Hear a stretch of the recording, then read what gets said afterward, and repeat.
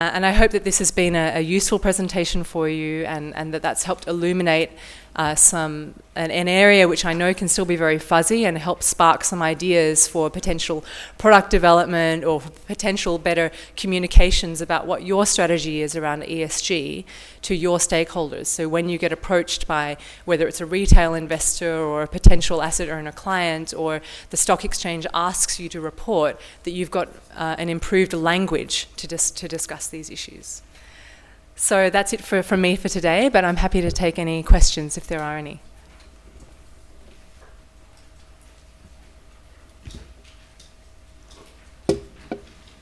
ไม่ทราบมีคำถามเพิ่มคำถามไหมครับ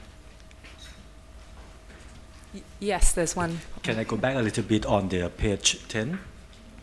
On Number your presentation. 10, okay. Yeah.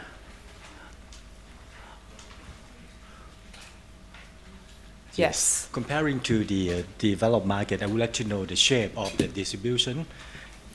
comparing to this one. Sure. So developed markets as a whole, you see a very similar bell curve for Thailand, but you see more in the AAA. Yeah. But what is the mode of the developed market average? The move? Mode. The mode. Mode. The mode. According to the figure for the Thailand case, we have BBB, right? Around 30%. I would like to know the average or the mode of the developed market. Yeah, the developed markets it's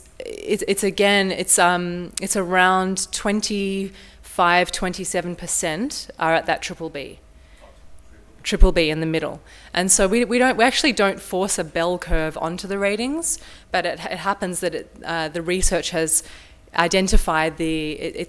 quite an even and gentle bell curve across developed markets. And the reason for that is because our rating scale is actually industry relative. So we're comparing companies to their global industry peers. So for example, a company like Siam Cement gets compared in the issues that we look at and the metrics that we use to Holcim and Lafarge and Bendigo Adelaide Company, the other cement manufacturers. And so we're looking at best practice standards globally relative to the industry. So that's why you get that gentle bell curve distribution.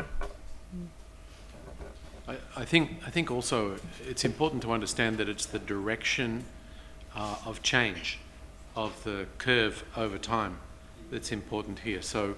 if it's continually improving, even if by relatively small amounts, that's what investors want to see. They want to see constant kind of gradual improvement. And I think as just to describe from our business point of view,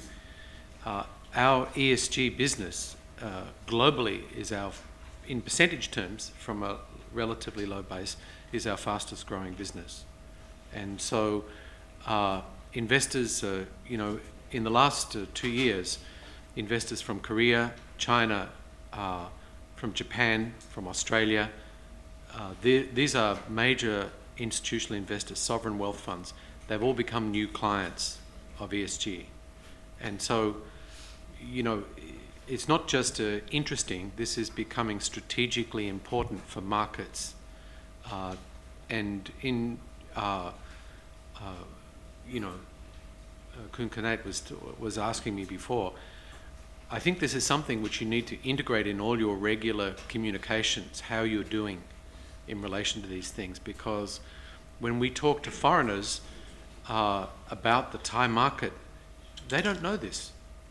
They don't know this. You've done a great job internally of promoting sustainable investment, and the news about some of the funds that have been successful here, that's a surprise to me. That's a very good development. But I will incorporate that in my presentation, because I think it's a good example of how it translates into the real world. But in the communication of the regulators with investors and with other regulators, this is becoming much more important. It's not number one selling point. It's it's kind of returns, access, but then number 3 would be this kind of issue. Do you have any suggestion on that communication strategies? Yeah, I think maybe we can sit down because we talk to exchanges, to investors, to sovereign wealth funds. So sovereign wealth funds often tend to be the opinion leaders. If you look at GPIF in Japan, for example, we couldn't get a conversation started with them about ESG 2 years ago. They didn't want to know about this. But now we're talking to them about this. So I would suggest that a very focused strategy for the market, for the regulator, would be to start talking with the sovereign wealth funds around the world. There's not that many of them. You can get to all of them about,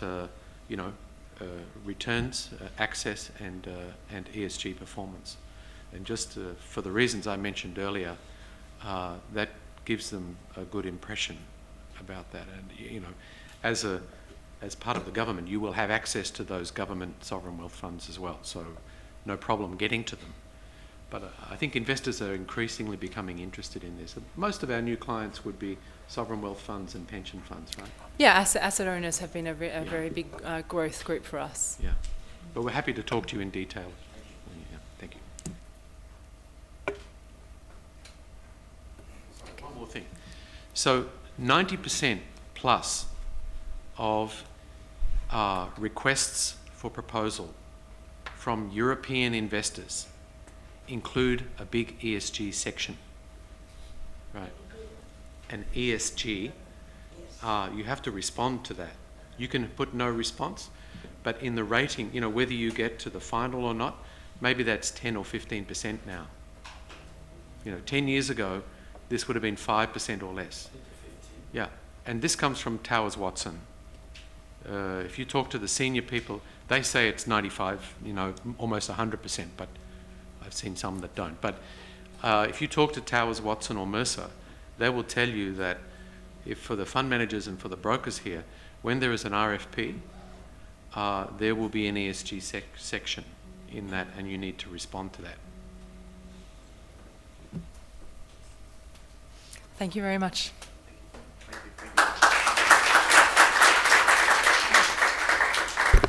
Okay, thank you very much,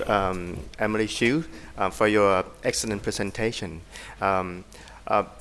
Before we closing this session, I would like to thank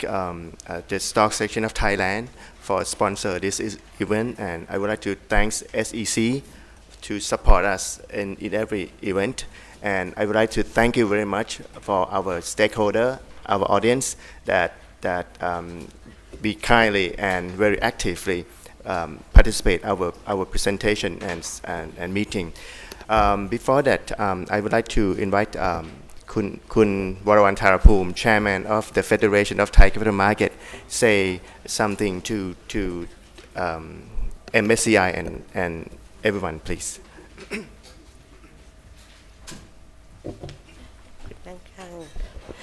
I have something to share with you all right now, and I would like to ask any Thai people who sit beside MSCI friends to translate it into English, please.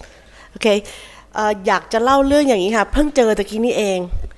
เปิดเว็บไซต์ของตัวบลจ.เราเข้าไปดูนะฮะ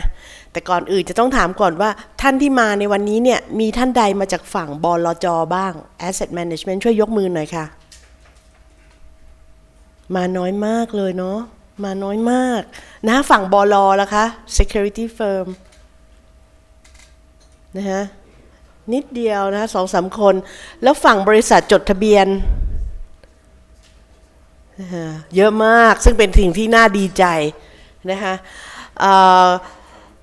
ส่วนที่เหลือนี่มาจากไหนเนี่ยดาวอังคารป่ะนะคะคือจะเล่าอย่างนี้ค่ะคือเรามีเนี่ยนะคะเกี่ยวกับเรื่อง ESG เนี่ยเรามีกอง B คายที่เพิ่งเกิดขึ้นเมื่อวันที่30 ตุลาปีที่แล้ว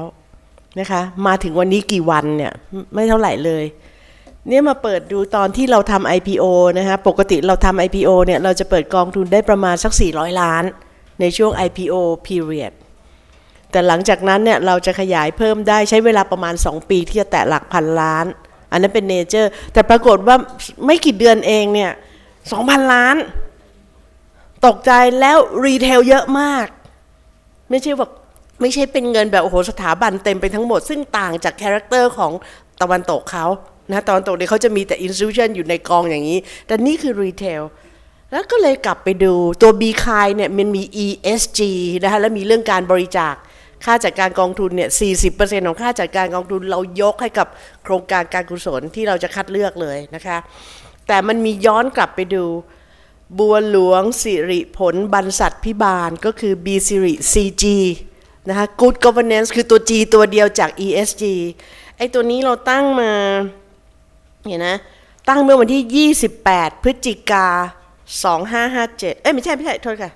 5 เมษายน 2555 567 ก็ 2 ปีกว่าจากเดิมเริ่มต้นไม่เท่าไหร่ไม่กี่ร้อยล้านตอนนี้เท่าไหร่ไหมคะทายดิคะ 5,000 กว่าล้าน 5,000 กว่าล้านแล้วก็ performance ของกองทุนนะคะตัว benchmark เนี่ยตั้งแต่จัดตั้งได้ 12%ไอ้กว่าไม่ต้องขี้เกียจนับทศนิยมเพราะมันกระจอกไปนะเกณฑ์มาตรฐานเนี่ย 12% ในช่วงเวลา 2 ปีกว่าแต่กองทุนนี้ได้ 50% เมื่อเทียบกับเกณฑ์มาตรฐานเนี่ยเป็นยังไงฮะนะแล้วเราวันเดียวกันเราออก B ซีรีอย่างเงี้ยค่ะ CG สำหรับ RMF นี่ก็เพิ่งเห็นเหมือนกันนะตกใจ RMF เนี่ยเพื่อการเลี้ยงชีพมันลงได้น้อยถูกไหมฮะแม็กซิมัมอะไรไม่เกินคนละ 500,000 อะไรอย่างเงี้ยปรากฏว่า 4,000 ล้านบอกช็อกไปเลย performance ก็คือ performance ในช่วง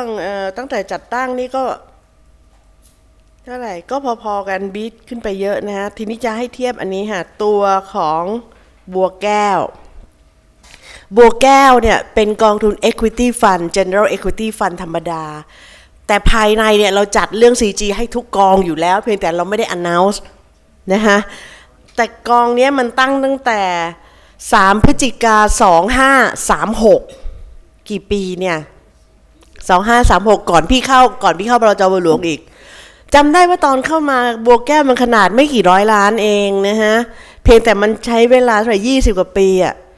มันมาถึง 4,000 กว่าล้าน performance ไม่ต้องพูดถึงตัวนี้เขาเยอะนะฮะตั้งแต่จัดตั้งนี่ก็ 275% เกณฑ์มาตรฐานเป็น 17% กว่าอะไรอย่างเงี้ยค่ะแต่ว่าคือนี่ให้เห็นว่าคนต้องการที่จะลงทุนในสิ่งเหล่านี้แต่ทีนี้ก็ยังหวังว่าบลจ.ก็จะได้มองเห็นนะฮะแต่ก็อย่างเงี้ยบลจ.ก็ขี้เกียจมัวแต่ทำธุรกิจไม่ค่อยมาการสมน้ำหน้าเดี๋ยวเราไปคนเดียวและช่างมันอันนั้นบอกบริษัทจดทะเบียนทั้งหลายนะฮะ listed company ท่านจำไว้เลยว่าเทรนด์มันมาทางนี้แล้วคนคือผู้บริโภคเนี่ยเขาต้องการที่จะลงทุนในสิ่งเหล่านี้นะเพราะฉะนั้นเนี่ยเรากลับไปเตรียมของเราก่อนเพราะต่อไปสเต็ปต่อไปไหนทางฝั่งผู้ลงทุนสถาบันอย่างพวกเราจับมือกันหมดแล้วนะฮะก็จะต้องมีการที่จะต้องคุยกันเรื่องนี้แล้วว่าจะเดินไปยังไงเพื่อให้ทางท่านเดินด้วยได้ไม่ใช่ว่าพรวดพลาดทำนะฮะก็วันนี้ก็แชร์กันแค่นี้ค่ะคู่แข่งไม่มาไม่เป็นไรเดี๋ยวเราไปคนเดียวขอบคุณมากค่ะ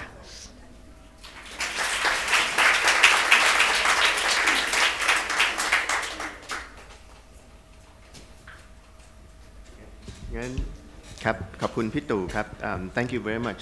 คุณวรวรรณธารภูมิ and okay we think we finish our session and thank you again MSCI Mr. Christopher Emily and team MSCI team thank you very much ขอบคุณมากครับสวัสดีครับ